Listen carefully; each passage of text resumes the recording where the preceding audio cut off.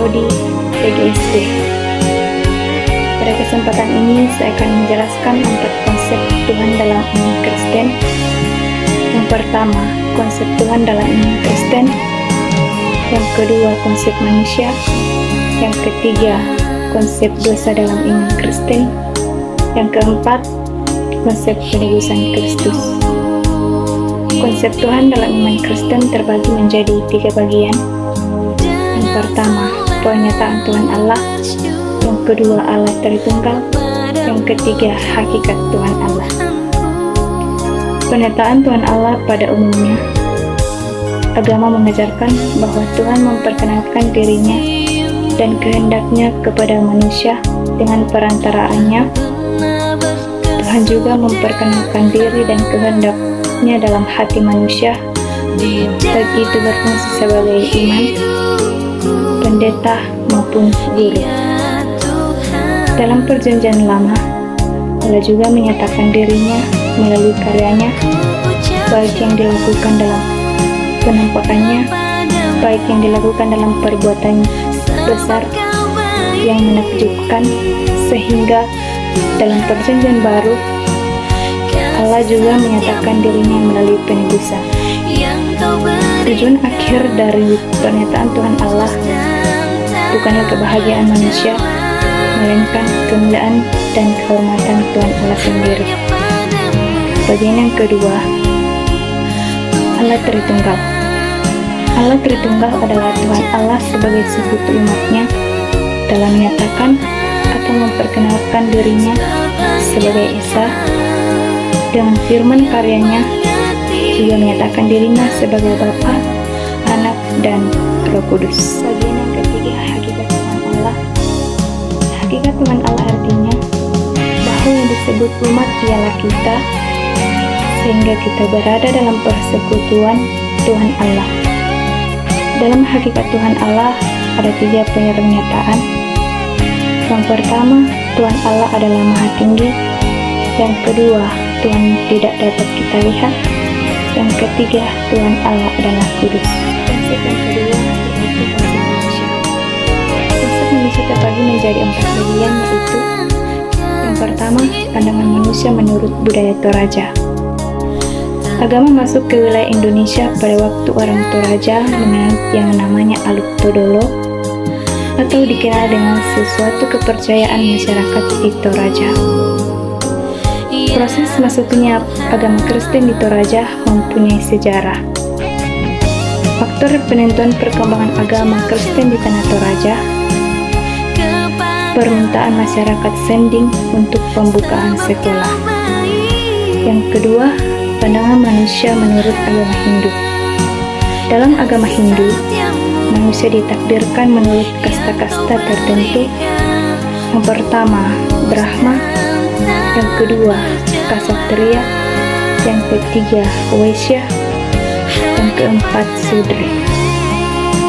Bagian yang ketiga, pandangan manusia menurut agama Buddha. Dalam agama Buddha tidak memandang manusia dalam kasta, tetapi prinsip doktrin. Agama Buddha juga meniadakan bagi manusia kesenangan dan kenikmatan hidup di dunia. Tujuan manusia adalah mencari nirwana. Maksudnya ialah roh harus mengalami reinkarnasi, artinya perpindahan roh manusia dari satu tubuh ke tubuh yang lain, dan hidup kembali, dan roh manusia menjadi akan mati. Pada perubahan apabila roh tersebut mencapai batas kesuciannya. Bagian yang keempat yaitu pandangan manusia menurut agama Islam. Manusia diperkenalkan dalam fungsi dunia. Jadi manusia adalah khalifah Allah di dunia yang bertugas untuk mengurus bumi dan segala isinya. Konsep yang ketiga yaitu konsep dosa dalam iman Kristen. Menurut Kamus Besar Bahasa Indonesia, dosa artinya perbuatan yang melanggar hukum Tuhan atau agama. Dosa menurut Rasul Paulus adalah keadaan perseteruan terhadap Allah karena tidak takluk kepada Allah. Ada 6 aspek yang mengakibatkan dosa yang dilakukan oleh manusia. Yang pertama, merusak hubungan manusia dengan Tuhan. Yang kedua, merusak hubungan manusia dengan manusia. Yang ketiga, merusak citra manusia. Yang keempat, kehilangan kekekalan. Yang kelima, timbulnya ketakutan. Yang keenam, adanya penghakiman. Bagian yang pertama yaitu merusak hubungan manusia dengan Tuhan. Allah menciptakan manusia sebagai ciptaan yang sangat Dia cintai. Namun, akibat adanya bujuk rayu dari sang iblis, sehingga mengakibatkan manusia menjauh dari Allah.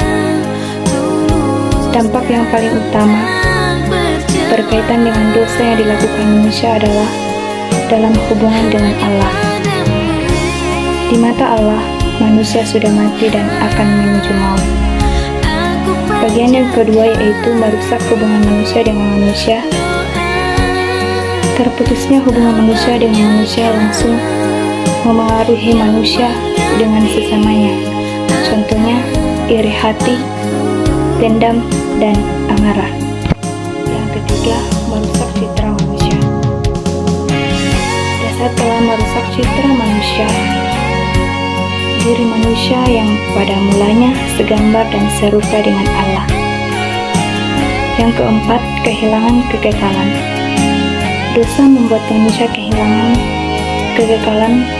Manusia harus menghadapi kematian sebagai akhir hidupnya. Dan yang kelima, timbulnya ketakutan. Timbulnya ketakutan melakukan dosa yang membuat timbulnya ketakutan pada diri kita. Hal ini terjadi apabila kita melakukan dosa, lebih memilih berpihak kepada iblis dibandingkan Tuhan. Yang keenam, adanya penghakiman. Allah mengajarkan bahwa kita akan dihakimi sesuai dengan perbuatan kita,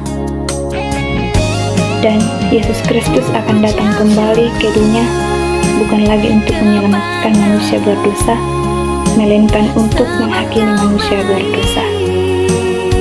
Yang keempat, yaitu penebusan Kristus. Dengan penebusan Kristus, kita telah dibesarkan dari belenggu dosa. Konsep penebusan dosa dalam Perjanjian Lama menyatakan pembebasan manusia dari perbudakan dengan membayar harga oleh penebus. Sedangkan Perjanjian Baru juga memperjelas konsep penebusan yang digenapi di dalam dan melalui karya Kristus di kayu salib.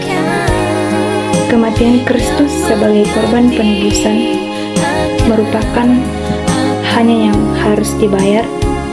Berhubungan dengan konsep mengenai penebusan muncul istilah harga tebusan. Yesus membayar harga penebusan kita dari dosa.